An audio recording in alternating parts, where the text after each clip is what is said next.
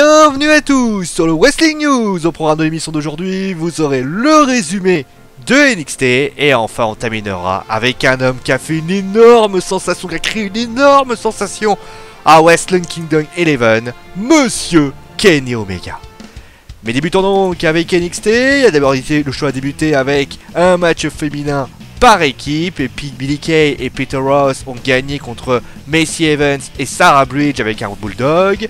Victoire ensuite d'Elias Samson face à Jonathan Cruz avec un Nailbreaker. Le troisième match de la victoire d'Andreas Lavas face à Oney Lorcan avec un DDT. Après le combat, il annonce que 2017 sera son année et il parle ensuite en espagnol. Et enfin, le main event, match pour les ceintures par équipe, sont toujours les DIY qui gagnent face au Revival avec un super kick. D'ailleurs, après le combat, les Authors of Pain apparaissent et attaquent les DIY. William Regal profite de la situation pour leur offrir un match par équipe à TakeOver. Il accepte également la proposition d'Azuka de défier toutes les lutteuses de NXT à TakeOver. Et donc maintenant, on va passer à un homme.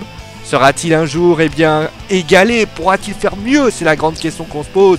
Si je vous dis Kenny Omega, bien évidemment, si vous êtes plutôt pro WWE et pas vraiment des fans de lutte, ce nom doit vous dire grand chose. Mais si vous êtes un vrai fan de lutte, si vous avez suivi un petit peu l'actualité sportive et également de la lutte professionnelle, ce nom doit vous dire quelque chose. Et en effet, il était dans un match, il était opposé à un japonais, désolé pour la prononciation, c'était donc un match contre Kazuchika Okada, c'était à Wrestle Kingdom 11.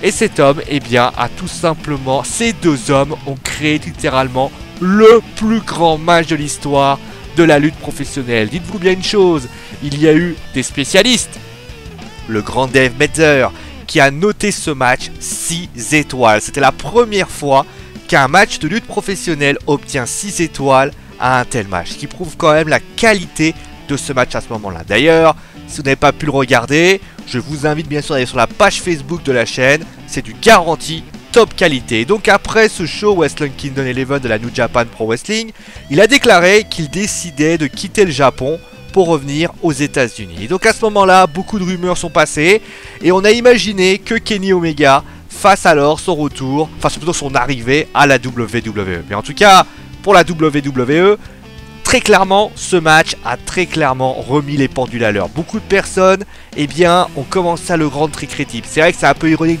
d'imaginer qu'un homme a besoin d'un grand match pour pouvoir se faire remarquer, mais c'est ce qui s'est passé.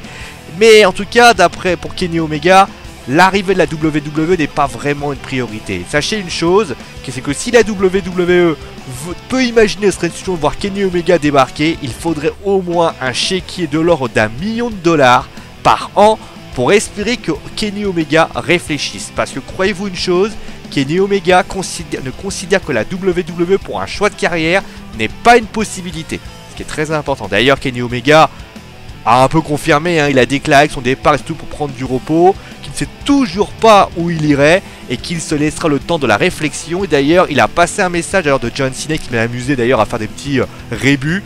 Voilà, ça l'a bien amusé et il a dit d'ailleurs que ce sera un honneur de lutter contre lui, de le rencontrer. Ce qui prouve quand même peut-être qu'il y a des soupçons. Mais sachez une chose, on parle beaucoup de lui au Royal Rumble, mais il sera toujours sous contrat à la New Japan Pro Wrestling. Et c'est quand même compliqué qu'il soit là. Mais bon, de toute façon, on vous tient au courant. Et si jamais on le voit au Royal Rumble, ça sera sans doute le momentum. Après AJ Styles l'année dernière, avoir récupéré Kenny Omega cette année, ça serait vraiment deux énormes coups pour la WWE. Voilà, c'est la fin du Wrestling News. J'espère que l'émission vous a plu. On se retrouve donc demain avec au programme, alors pas de résumé TNA exceptionnellement, puisque vous le savez, ce week-end il y aura un tournoi de WWE, un tournoi pour le titre britannique de la WWE.